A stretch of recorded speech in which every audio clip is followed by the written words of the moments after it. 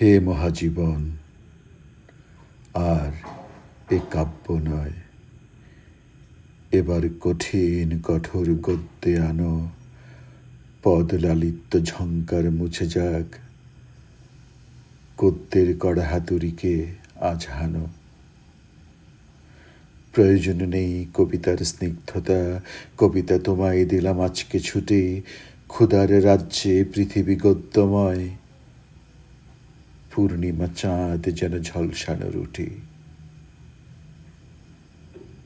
বুঝতেই পারছেন, সুকান্ত ভট্টাচার্যের কবিতা, লিখেছিলেন 1947 সালে, প্রায় ৭৮ বছর আগে।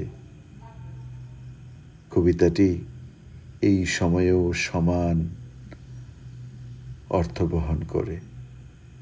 ধন্যবাদ সবাইকে শোনার জন্য।